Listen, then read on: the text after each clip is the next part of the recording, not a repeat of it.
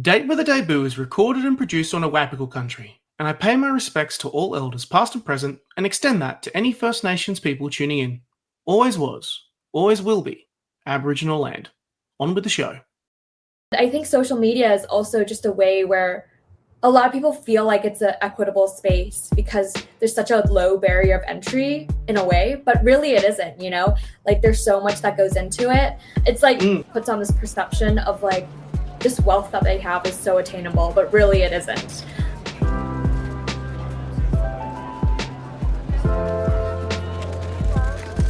Welcome to Date with a Debut, a podcast about debut authors, their incredible books, and their journey to publication.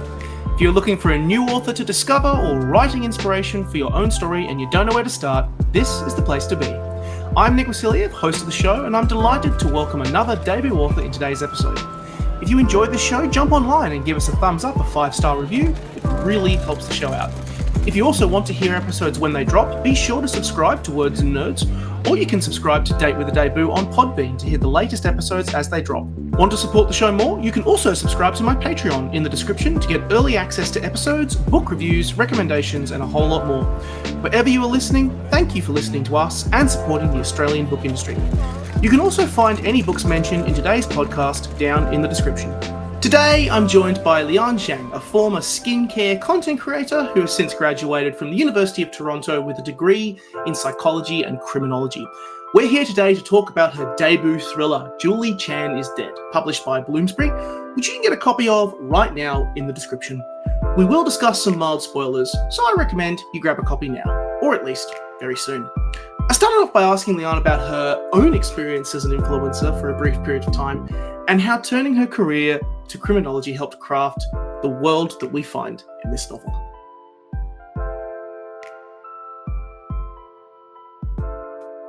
Liann, thank you for joining Date with a Debut. Thank you so much for having me. It's so nice to see you all the way across the world in beautiful Toronto, and kind of we'll start off by saying that for those who listen to this podcast who aren't familiar with the world of influencers or look at the word influencers and go, what the heck is that? Because, you know, people are out there. You, for a brief period, were one yourself. You posted about skincare products because you were dealing with acne in school, and then you suddenly picked up 20,000 followers. Just before we kind of dive into this book, because I feel like that context is kind of a little bit handy, tell us about that world from Liann's experience. Yeah, I mean, it was such a novelty for me because obviously I was a teenager. I think I was 16 at the time when I first started, and I had zero expectations entering the space. It was literally just me reviewing product that I thought worked well, and engaging in the social media realm with the other creators. But a few things later, I get 500 followers and I get my first PR product with only 500 followers, and I was like, oh. This is a free thing that's arrived to my doorstep. And sooner or later, I got more and more stuff, more and more free things, and started to meet other people and connect to other creators. And, I get the behind the scenes experience of it all and getting to connect with the people. Most of them are really nice, but there's always a few where you're surprised at who they present themselves as and who they actually are behind the scenes. And, some of that feeling was definitely put into this novel.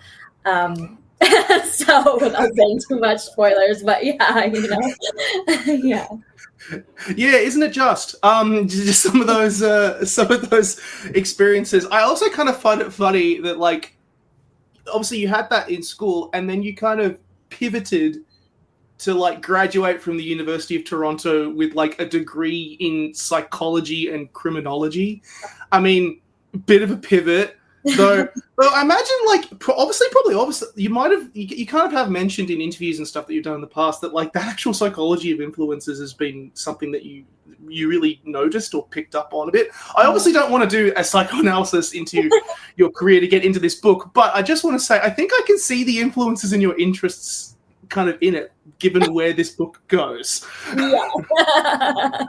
Yes, I definitely take it to another level. I'd say I take what I've noticed and observed and really just throw them to the extreme. Like there's no, they're sinking in whatever chaos I'm putting them in. Yeah. You did this book with, I think it's a trio of books in Canada, which is being distributed by Bloomsbury here in Australia. Often I know that, publishers are so good at picking up on what a book needs and what an author needs, and they find the right editors and the right people who have experience and subject matter in that space. Obviously, influencers, it's a bit more of a unique challenge because it can be a bit of a closed gate in some instances, but there are also maybe other people who might be very open with some of the issues that they have in the influencer space. Out of curiosity, what was the assembly of this book like? I'm just curious. In terms of like with the publisher? With the publisher, with giving them a sense of, okay, this is what the world is like, and kind of actually using it to build it out from there. Yeah, I mean, I will say I feel like a lot of the assembly happened before even the publisher came in. Just like me writing the book, putting all of my own experiences, but also the experiences that I've kind of absorbed from being online for like a long, long time and just knowing every single social media scandal you can know and just throwing it into the book.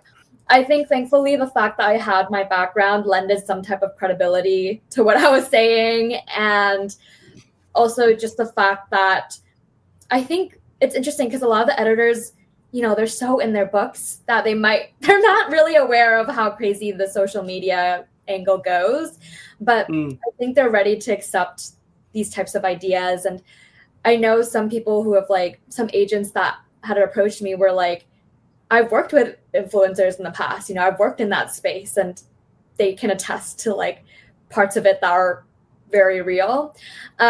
So I think it was a lot of trust in that way, where they saw what I was trying to say and they believed in it, and they just worked with me to get it in the perfect, way to then give out to readers, if that makes sense. Yeah. No, it definitely does. And I think it's their journey in terms of assembling it would have been as interesting as yours. There's a great quote from, I think it's Margaret Atwood, who everyone, when she was talking about, mentioned a few times on the show, where she's talking about when she wrote The Handmaid's Tale, and everyone was like, you certainly have an evil imagination, you made all this stuff up. And she just responds, well, I didn't make it up. And that definitely applies here with this particular book where it goes. But yes, that general.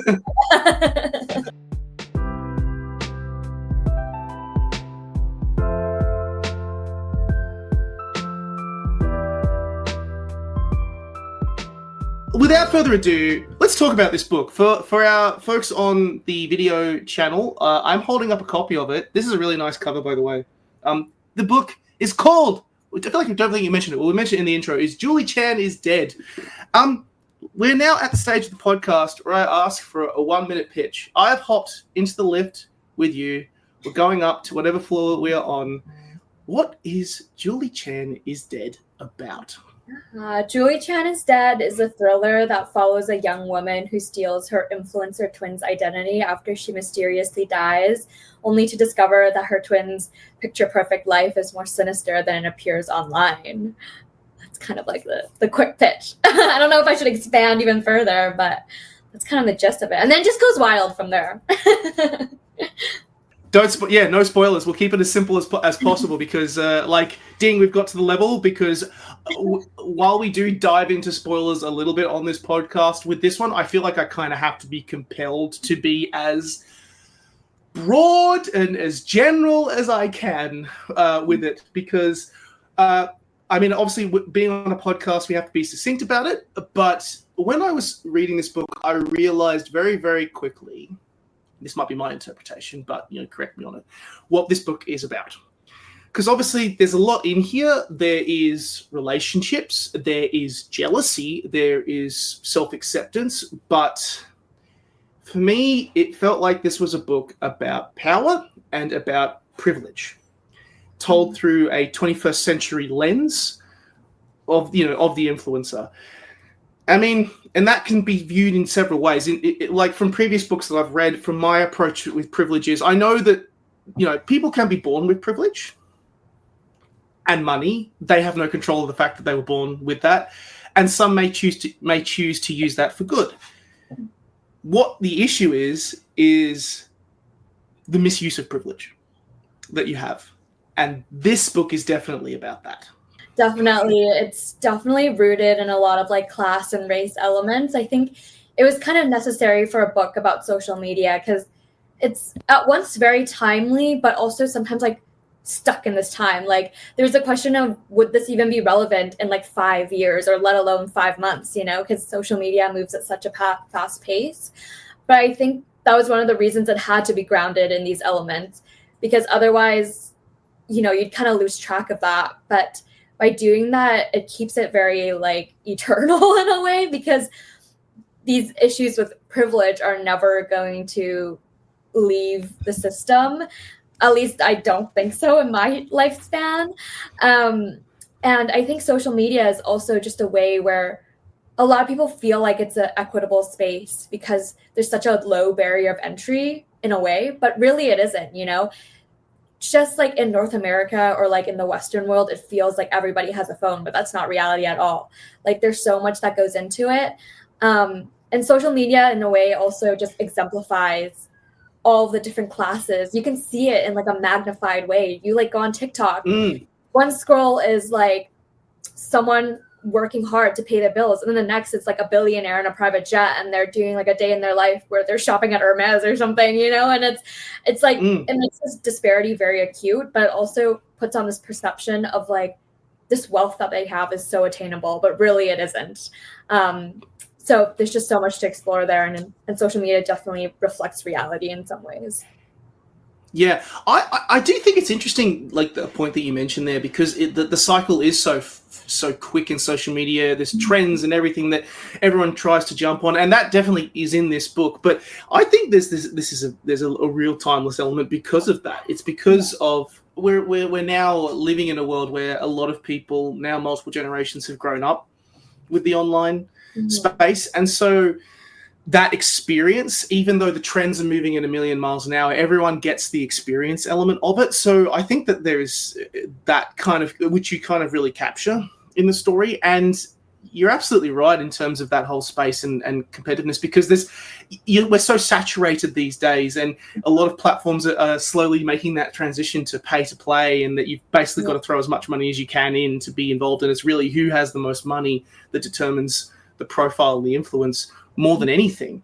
It definitely, there is a privilege and a class element that is now very prominent in social media spaces.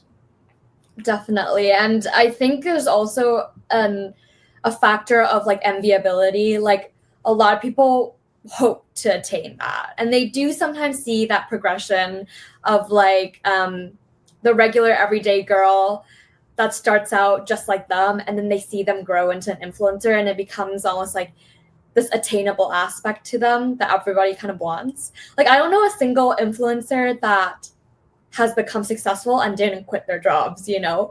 Like, that's just how it is. And so much, especially for female influencers, a lot is based on how they look or the lifestyle that they kind of project into the world. And a lot of that, again, has to do with, you know, race and class. And it's just, you know, social media does not work in a vacuum. It's interrelated to everything else in the world. So, yeah. And it's so interesting that those are the drivers. Yeah. That's kind of those stuff that we're trying to smash. We're trying to get better at it. We're trying to like break down a lot of those ideas about how you look and being the determining factor of success and patriarchal structures effectively. And yet in some way, shape or form, they still drive a lot of stuff and how people feel. And I think this is a great point to pivot to these characters, these sisters. And I feel like obviously Julie's the best place to start. When we find her, she's working in a supermarket, she's struggling, and it's not helped by the fact that she's the twin sister of Chloe, who has this glamorous lifestyle, has this space. And of course, she's kind of in the shadow of her sister, and there's a whole family backstory there. And of course, she goes to her apartment after this kind of, I guess to say, like kind of a cryptic message or a message from Chloe, and finds her dead. And the immediate thing is, instead of, you know, going to the police or doing something like that, she decides to take her twin sister's identity. Told me so much about this flawed character and her ambitions in an instant. Like, what a move to make. I mean, you, of course, as a reader, you're going, what the heck? But as the writer in me just went, oh, that's loaded. Oh, that's bold. Oh, whoa, jeez. Tell me about Julie and also Chloe in this dynamic. Yeah, to give her some credit, she did try to call the police first. Yeah, she did. I'm sorry. She did do that. That is true. She did do that. Yeah, but also it didn't help that the police did kind of accidentally enable her by, mistaking their faces and whatever. So kind of added fuel to her fire. But the twin aspect is very interesting to me because, I like to explore this, like, it's rooted in privilege, as we mentioned. So there is like some exploration of nature versus nurture. You're right. When you first meet Julie, she's really down on her luck. She's working at a grocery store. She's forced to see her sister online, living this lifestyle that she thinks is, in a way possible only because she was adopted by a very affluent family. And I think a lot of it is true because, as you see throughout the book, like, after she has access to some of the wealth and some of the support, she does kind of change in her internal belief system of like what she could do. But in terms of Julie, that choice at the beginning of the book, I think is just, I'm always about characters that make the wrong decision, but like in a fun way, and sometimes, you see characters make the wrong decision in other books. It's always like, oh, they have a family to feed or it's for a noble purpose. But for Julie, it was entirely selfish and it was... No, yeah, that's right. Yeah. In her mind, she's really the number one victim of the situation. She kind of has like a victim complex and believes that she deserves everything. Like the world owes her in some type of way because this alternative version of herself got so much and she got so little. But I think she's like just in a way the perfect not scapegoat, but like replacement. Sorry if you can hear the sirens. It's very loud. That's right. It's passing right past me, so I can literally see it outside my window. Yeah, so she's just like kind of this perfect projection of everyone else that's not on social media. I feel like part of us is always like, I could do that. Like I could be the influencer. Like how hard could it possibly be? So in some type of way it's that, but it's an exaggerated version. And just doing it as a twin made an element of surprise for the reader because she's really thrown into the world without any preparation because Chloe had already built up everything for her. So it was also like a great plot device in that way too. Yeah. It's a different sort of privilege. Like it's good that you mentioned that, but like her space that she feels like there's that jealousy, there's an uncomfortable element to it. And that she feels like, oh, I can do this. Yeah. I can earn this. I can. There is like a different side to her that really, really comes out. And you touch on it again. We've touched on it a few times, but that element of always trying to be successful, always, when you're an influencer, that element of you always want to be seen as successful. You always want to be growing. These influencers that she kind of then gets a world into off the back of pretending to be her sister. They're all at that level, but there is also that competitiveness to them. Yes, they're all in the same space. Yes, they've all achieved that success, but they always want to be seen as growing, getting better, more success, bigger house, and the entitlement that comes with being in that headspace and changes your view of the world. And it really starts to come out the more and more we hang out with these people. There's a lot of characters in here, so it's a bit hard to dive into. Tell me about a few of these influencer characters that Julie interacts with, because they're just wow. People have described this book sometimes as unhinged, but from what I know, like there were some key moments and interactions that I won't spoil where I was like, Liann ain't making that up. There's a lot of truth to that. Yeah. So I mean, I think for the a chronically online person, they might recognize some references like Easter eggs, but legally they are not based on real people. They're more just archetypes. They're just more archetypes of specific niches. Like, you have your athletic girl, your gym girly, who's doing sponsorships with gym brands. And then you have your mommy vlogger and your makeup girl and the one that's like just really hot and people just love her because she's really hot. So in a lot of ways, there's those archetypes there. And I wanted to like demonstrate each one in their own way. But the main kind of person is Bella Marie. She's seen as like this it girl. She's like everybody's dream girl, and also everybody wants to be her type of girl. And she's kind of the embodiment of privilege in many ways. And in a lot of ways, Julie does at once envy her, but also like kind of aspire to be her. And she really is the epitome of like, like the influencer oligarch, I would say, at the top of the world. So she finally gets like inducted into this friend group, and she's very compelled to become one of them. And she, is willing to conform in different ways, and not just on social media, but in her real life. So I hope that there's a lot of performance. Yeah, there's a lot of performance like involved in it, and the performance is off camera with these group of people as it is on camera as well.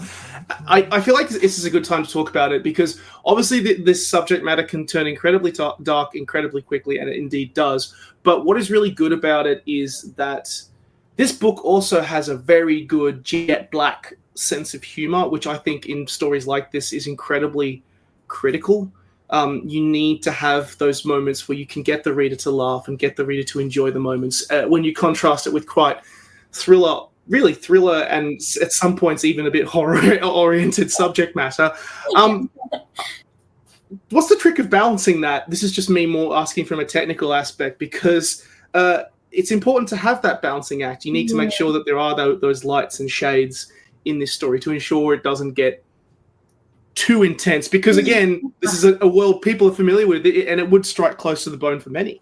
Yeah, I think tonally it came very naturally to me, because when you're exploring the internet, in a way I wanted this book to kind of be like if you're taking a bite of the internet. You're getting like all of like the crazy bits, the horrific bits, the conspiracy bits, but also the fun and the loving bits. You're getting a little bit of everything.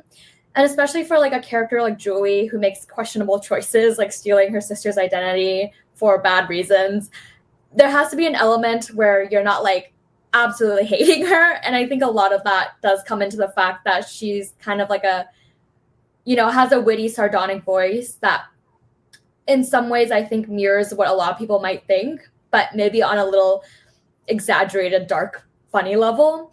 And I think it was very necessary for her to feel like that, because otherwise it would be a different read of a book.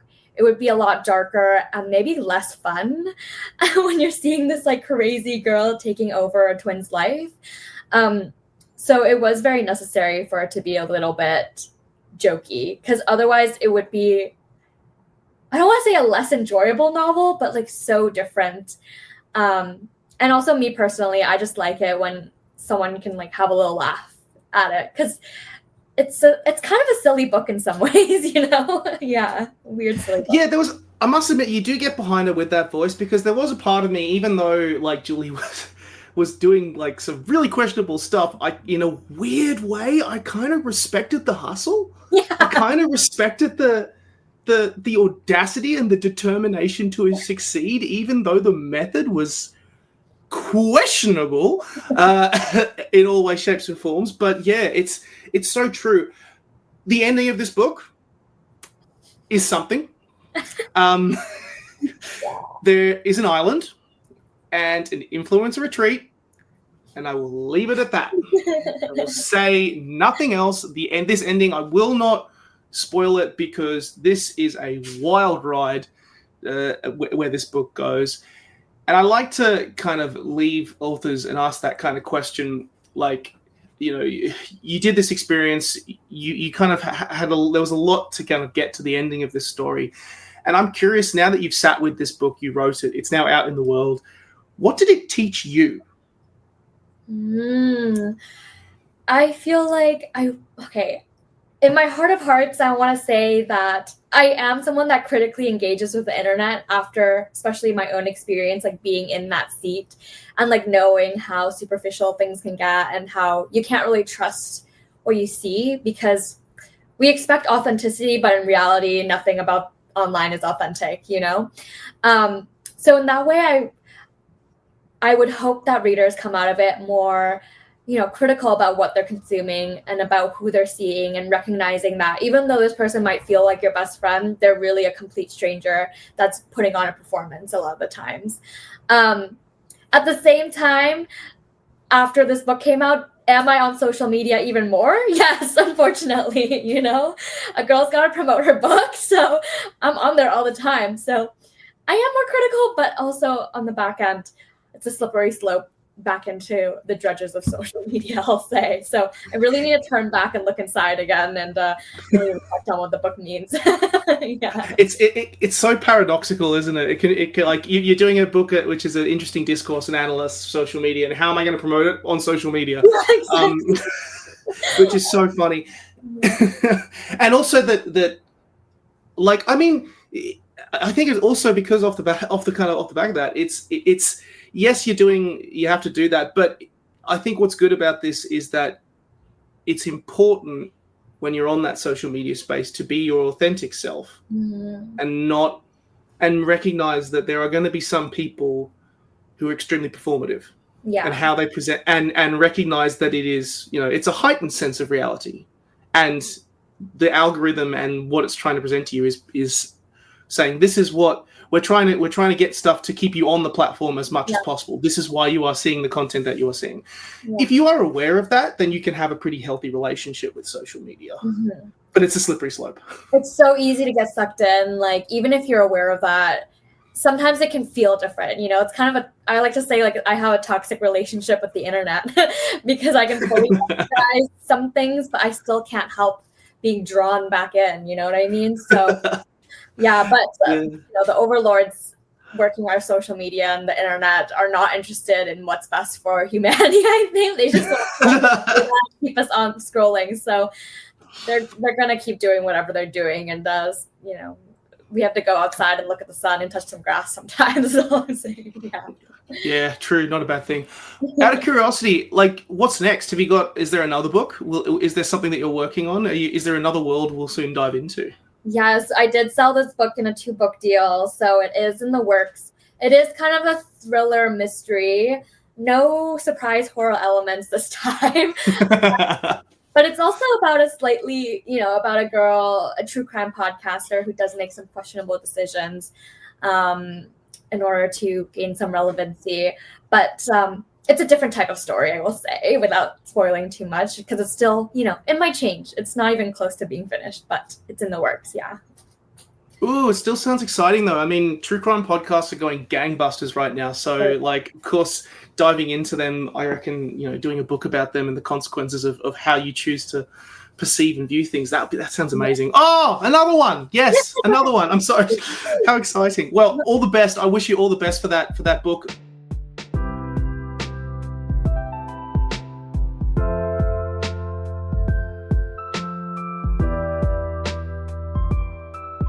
Before we finish up and wrap up for good, I like to finish this podcast with effectively a rapid fire part of the podcast, where I basically fling a bunch of questions at you, and then you give me the best answer that comes to your head. Does that sound all right? Yeah. Be afraid. No, I'm kidding. The first part of the rapid fire is: what is your favorite book that you have read in the last 12 months? 12 months? Can be. I'm pretty flexible. I'm literally looking on my bookshelf right now. I almost said my own book, but I will not say I recently read Bat Eater by Kylie Lee Baker. I read it as an arc. It's so good. It takes place during COVID, and someone pushes her sister under a plane and gets crushed, or not a plane, a train. And then she starts seeing ghosts, and then there's like a serial killer thing, Chinese spirits. I'm pitching it awfully, but it's a great book. Yeah. Ooh. Yeah. That sounds thrilling. Love it. Mm-hmm. What's your favorite debut novel that you've ever read? My favorite debut? Oh my God, what are the debuts? I'm gonna promote a friend's book. It's called Restaurant Kid by Rachel Fan. It's about growing up as a restaurant kid where her parents are completely dedicated to the restaurant, and it explores like the immigrant experience in Canada, and it's a very great book. I loved it. Yeah.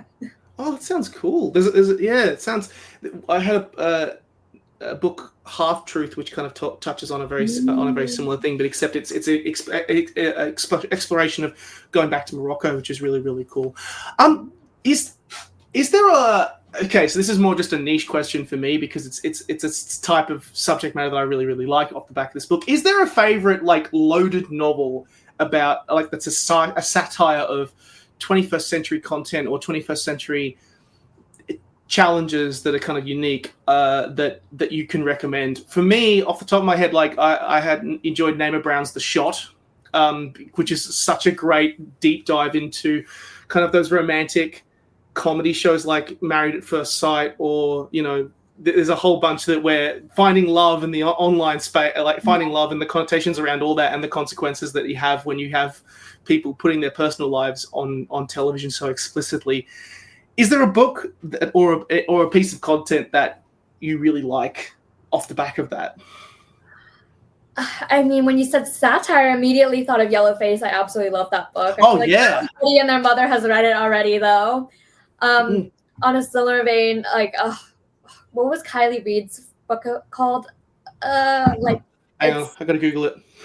It was about like it was very topical. It was about a black nanny who was taking care of a white child, and then people thought that the nanny was like doing something wrong, and then tried to kick her out of a superstore or a grocery store or something, and like report her to the police, and then got such a fun age. Yes, I also like that one. It was a cool exploration. Yes. It also had a little bit of like online element to it because it was all surrounding like a video that goes viral, No, Come and Get It. Come and Get It is the more recent one. Is that the No, I was thinking of the other one. So it was a while ago, but it still remains very topical. Yeah. I can't believe that's her debut as well. Like, talk about. Oh my god, yeah, you're right. I could have said that too, but I told you I was it just feel like one, so yeah.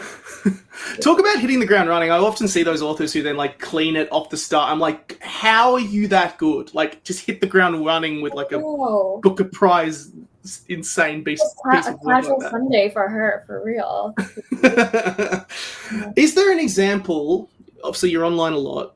Is there an example of a positive influencer or an influencer that actually uses their platform and that headspace in a way that you go, that's actually really positive and really informative and good in the online space? Positive. I feel like my first instinct is to go to either like Good Mythical Morning, who I've been watching since I was a child, because I feel like they're very unproblematic, and they just produce content, and they do a lot of charity work. But I will say my personal favorite creator right now is this girl called Mina Lay. She does fascinating, almost like internet documentary like type of videos where she like explores fashion and what it means in like society. She did this great like 30-40 minute video about how like holding a book has become like the new it girl item. Like you see models strutting around with books nowadays, and that's like kind of their accessory and like the hot girlification of reading. She does lots of books or videos like that, and they're all very informative. They're well researched. She cites all of her research. She's so smart. And in that way, I think she's contributing to the greater good because delivering content I love, and I'm learning from her. Yeah. That's great. That's like so interesting to examine. Like I had no idea that people just carry books around as accessories. It's like the covers are always out. They're always like annotated, and they'll carry nothing else, like no purse, no phone, like just so it's like a paparazzi moment, and it's a thing that's been happening. Yeah. I hope they read it. Like, do they read it? Well, I think that was the controversy. I don't know if you watched the Kendall Jenner Architecture Digest video where she toured her house, and there was just a bench with like books stacked on top, and it kind of was like, that's a prop. Like, do you actually read? Like, maybe she does. I don't want to say she doesn't read those, but yeah, there is an element where it's very much like performative reading. You know what I mean? So yeah. Fascinating video. You get it. That's interesting. Wow, God. You get into a lift, and your absolute hero is in there. Who is it? Like in all of life? All of life. Can be alive, can be dead. First name that comes to your head. Oh my god, why did I literally think Robert Irwin? But he's not even dead. I think I was thinking of his dad. Steve Irwin? Steve. I mean, look, Robert. Of him recently. I mean, Robert's been doing the thirst trap photos lately. Which I was like, you're not supposed to grow up. What? You're not supposed to grow up. That. That's not right. I mean, Steve's awesome. I mean, yeah. I'm biased, but Steve is pretty awesome. Yeah. So, well, now that you have Steve / Robert Irwin in the lift with you, you've got time for one question. What are you gonna ask? I'm gonna ask him a question. Yeah, ask him. Yeah. I don't know, like. I was gonna say, what should we do about stingrays? Like, I don't know, but that's not the right. Stingrays have done nothing wrong. Like, it was just a self-defense mechanism, you know. But of course, that's the first thing that comes to my mind. But yeah, yeah. That's a great question. Last question. Are you happy? Yeah, I am. I love it. Life is great right now, I think. I'm peaking, really. It's a slippery slope downhill from here. Kidding. Liann is happy. That's all I need to know, which is awesome. And you know what else is awesome? This book, Julie Chen is Dead. So for everyone listening, go and get a copy of it. Julie Chen is Dead is out right now. It's out in the world. It's published by Bloomsbury, Australia, if you're in Australia. And I cannot stress this enough. You don't want this one spoiled. Liann, thank you so much for coming on the show. Thank you so much for having me. It was so much fun. Thank you for listening to today's episode of Date with a Debut and for listening to the Words and Nerds channel. You can buy all books mentioned in today's episode down in the description box, and if you enjoyed the show, drop us a review, leave us 5 stars or a thumbs up. It really helps the show out. If you want to hear episodes when they drop, be sure to subscribe to Words and Nerds, or you can subscribe to Date with a Debut on Podbean to hear the latest episodes as they drop. Want to support the show more? You can also subscribe to my Patreon in the description to get early access to episodes, book reviews, recommendations, and a whole lot more. Catch you soon! Date with a Debut is a Words and Nerds and Breathe Art podcast co-production.